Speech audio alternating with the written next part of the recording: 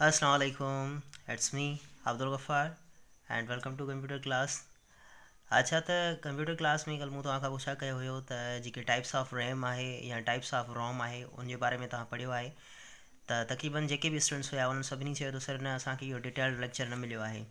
असां पढ़ियो आहे, इन जी सरसरी नॉलेज असां वटि आहे, पर जेका डिटेल्ड नॉलेज आहे उहा असां वटि न आहे। त ही तमामु घणा अहम आहिनि, छो जो जेके मेमरी यूनिट आहे इन मां तक़रीबन सवालात ईंदा रहंदा आहिनि। पहिरीं ॻाल्हि त जेके बि टे यूनिट आहिनि सी पी यू जा, उहे तक़रीबन उन्हनि ते तव्हांखे डीपली नॉलेज हुजणु घुरिजे ऐं उन मां तक़रीबन सवालात ईंदा रहंदा आहिनि। अॼु जेको टॉपिक आहे उहो आहे types of RAM. Types of RAM में सभ खां पहिरियां त जेका रैम आहे उन जा ॿ टाइप्स हूंदा आहिनि। हिकिड़ो हूंदो आहे ड्रैम ऐं ॿियो हूंदो आहे स्रैम। ड्रैम ऐं स्रैम इन्हनि में फ़र्क़ु कहिड़ो आहे उहो अॼु ज़ेरे बहस रहंदो त इन्हनि में फ़र्क़ु कहिड़ो आहे। उन खां अलावा ही जेके रैम आहिनि इन जा जेके टाइप्स आहिनि इहे कहिड़े तरीक़े सां कमु कंदा आहिनि। सभ खां पहिरियां त जेका ड्रैम आहे इन जी जेका फुल फॉर्म आहे उहो आहे dynamic random access memory. Dynamic random access memory. अच्छा, त हिते एक्सेस मूं कोन लिखियो आहे।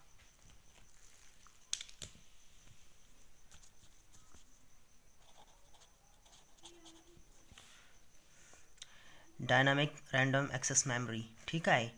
एंड उन खां बाद में आहे त ही जेका आहे इहा मोस्टली कंप्यूटर में इस्तेमालु थींदी आहे, used most as compare to SRAM. हाणे जेकॾहिं असां ॿी जेका टाइप आहे कंप्यूटर जी रैम जी जेका ॿी टाइप आहे स्रैम, उनखे जेकॾहिं असां इन सां कंपेयर कंदासीं, डायनामिक रैम खे जेकॾहिं कंपेयर कयूं असां स्रैम सां, जंहिंजी फुल फॉर्म आहे स्टैटिक रैंडम एक्सेस मेमोरी, ठीकु आहे। त जेका इहा मेमोरी आहे इहा मोस्ट इस्तेमालु थींदी आहे, इट मीन्स दैट घणी इस्तेमालु थींदी आहे, मोस्टली इस्तेमालु थींदी आहे कंप्यूटर्स में कंहिंजे कंपेयर जेकॾहिं असां हिनखे स्रैम सां कंपेयर कंदासीं त। उन खां पोइ आहे त हिननि में स्रैम ऐं ड्रैम में फ़र्क़ु इहो आहे त जेका ड्रैम हूंदी आहे हीअ स्लोएस्ट हूंदी आहे, हिनखे असां स्लो बि चई सघूं था, ऐं हीअ जेका आहे एज़ कंपेयर टू स्रैम। स्रैम जेका हूंदी आहे स्टैटिक रैम जेका आहे उहा फास्टेस्ट हूंदी आहे, ऐं हीअ अॻिते हली करे जेका सभ खां वधीक तेज़ मेमोरी आहे। हाणे असांजे कंप्यूटर जेका बि मेमोरी आहे इन सभिनी मेमोरीज़ में हिकिड़ी मेमोरी अहिड़ी हूंदी आहे जेका सभिनि खां वधीक तेज़ हूंदी आहे। हिकिड़ी मेमोरी अहिड़ी आहे जेका सभिनि खां वधीक तेज़ हूंदी आहे, जंहिंजो नालो आहे कैश मेमोरी, ठीकु आहे। कैश मेमोरी उहा सभिनि खां वधीक तेज़ मेमोरी आहे कंप्यूटर में। It is the least expensive kind of RAM. जेका ड्रैम आहे उहा लीस्ट एक्सपेंसिव आहे, इहा तमामु इस्तेमालु त घणी थींदी आहे पर जेका आहे एक्सपेंसिव न आहे, घटि महांगी आहे, ठीकु आहे। उन खां पोइ आहे DRAM needs to be refreshed again and again. हाणे ही जेका ड्रैम आहे इहा थाउज़ेंड्स टाइम्स पर सेकेंड इहा रिफ्रेश थींदी रहंदी आहे। मतिलबु त तमामु घणी लोडेड आहे ऐं रिफ्रेश थींदी रहंदी आहे। हिन में ईअं थींदो आहे त जेको प्रोसेसर आहे, प्रोसेसर पहुची न सघंदो आहे, एक्सेस न करे सघंदो आहे कंहिं ताईं डेटा ताईं, जेका ड्रैम जी डेटा हूंदी आहे उन ताईं उहो एक्सेस न करे सघंदो आहे जॾहिं उहा रिफ्रेश पई थींदी आहे। इन जे करे इहा जेका रैम आहे, टाइप्स ऑफ रैम आहे, जेका ड्रैम टाइप ऑफ रैम आहे, जेका ड्रैम उहा घटि हिकु त स्लो आहे, ठीकु आहे। इन जे करे स्लो आहे छो जो जेका कंप्यूटर जंहिं महिल कमु कंदो आहे, जेको प्रोसेसर हूंदो आहे उहो एक्सेस न करे सघंदो आहे ऐं हीअ रिफ्रेश थींदी रहंदी आहे बार बार। पर जेकॾहिं हिनखे हिन जे कंपेयर करे असां स्रैम खे ॾिसूं त स्रैम जेका हूंदी आहे उहा तमामु हिकु त तेज़ हूंदी आहे, एक्सपेंसिव बि हूंदी आहे, तेज़ बि हूंदी आहे, ठीकु आहे। ऐं हीअ आज़ादु तरीक़े सां कमु कंदी आहे, हिनखे कंहिं बि मतिलबु रिफ्रेशमेंट जी का बि ज़रूरत न हूंदी आहे, ठीकु आहे। जेका सेकेंड टाइप आहे SRAM static random access memory, expensive आहे। उन खां अलावा इट वर्क्स फ्रीली। हाणे ही फ्रीली कीअं वर्क कंदी आहे, आज़ादु वर्क कीअं कंदी आहे त हिनखे कंहिं बि रिफ्रेशमेंट जी ज़रूरत न हूंदी आहे, ही रिफ्रेश न थींदी आहे। जीअं हूअ ड्रैम आहे उहा बार बार रिफ्रेश थिए पई, पर ही जेका स्रैम आहे इहा रिफ्रेश न थींदी आहे, ठीकु आहे।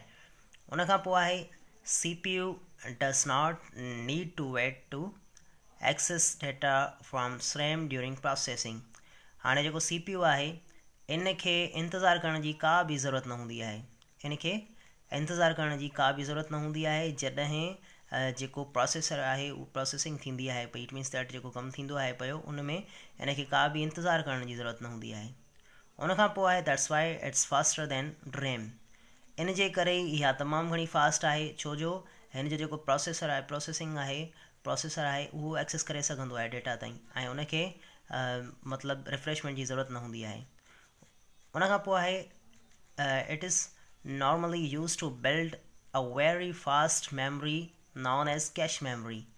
ठीकु आहे, हाणे हीअ जेका मेमरी आहे इहा तमामु घणी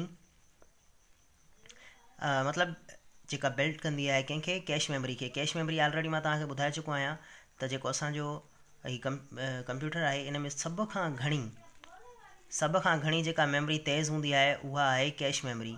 cash memory is fastest memory among all.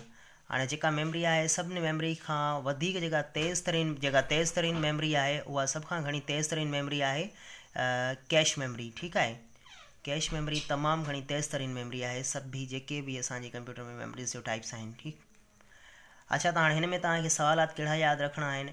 सभ खां पहिरियां त हिन जा तव्हांखे नाला यादि रखणा आहिनि त कहिड़ा टाइप्स आहिनि रैम जा कहिड़ा टाइप्स आहिनि। फस्ट ऑफ ऑल पहिरियों आहे डायनामिक।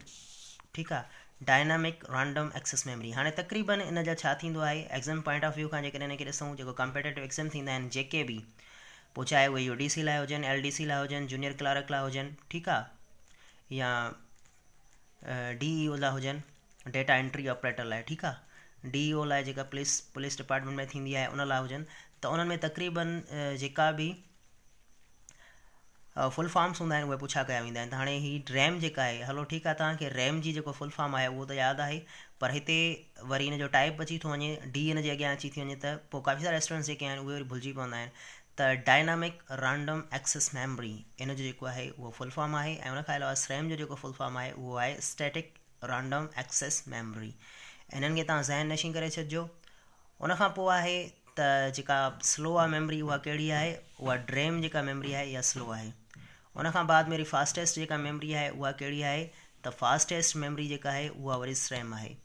उनखां पोइ त प्रोसेसर उहा कहिड़ी रैम आहे जंहिंमें प्रोसेसर एक्सेस न करे सघंदो आहे डेटा ताईं, इहो सुवाल बि अची सघे थो, त उहा कहिड़ी टाइप आहे रैम जी जंहिंमें जेको प्रोसेसर आहे उहो डेटा ताईं एक्सेस न करे सघंदो आहे, त उहा DRAM आहे। उहा DRAM मेमरी आहे जंहिंमें जेको प्रोसेसर आहे उहो डेटा ताईं एक्सेस न करे सघंदो आहे। छाजे करे? जो हिन खे रिफ्रेश थियण लाइ माना हर वक़्तु हिन खे रिफ्रेश थियणो हूंदो आहे। ठीकु आहे, त इन जे करे ई हिन खे एक्सेस न करे सघंदो आहे जेको प्रोसेसर हूंदो आहे। ऐं उनखां अलावा इन जे करे उहो स्लो बि आहे, छो जो हिन खे 1000 times in a second refresh थियण जी ज़रूरत हूंदी आहे। उनखां पोइ SRAM जेका आहे एज़ कम्पेयर टू DRAM, हिन में सभ खां पहिरियां इहो सुवाल अची सघे थो त हीअ जेका आहे चीप आहे या एक्सपेंसिव आहे, त हीअ एक्सपेंसिव आहे। उनखां पोइ आहे हीअ फ्रीली वर्क कंदी आहे, ऑलरेडी तव्हांखे ॿुधाए चुको आहियां। ठीकु आहे, इहे यादि करण जूं शयूं आहिनि। उनखां पोइ आहे त CPU जेको आहे उनखे CPU खे कंहिं बि क़िस्म जी इंतज़ारु करण जी का बि ज़रूरत न हूंदी आहे, छो जो हिन खे रिफ्रेश थियण जे लाइ हिन खे रिफ्रेश थियण जी ज़रूरत ई न आहे। हीअ फ्रीली कमु कंदी आहे, हिन खे रिफ्रेश थियण जी का बि ज़रूरत न हूंदी आहे। इन जे करे ही जेका ही डेटा आहे, ही जेका टाइप आहे रैम जी, इहा फास्टेस्ट रैम चवराईंदी आहे।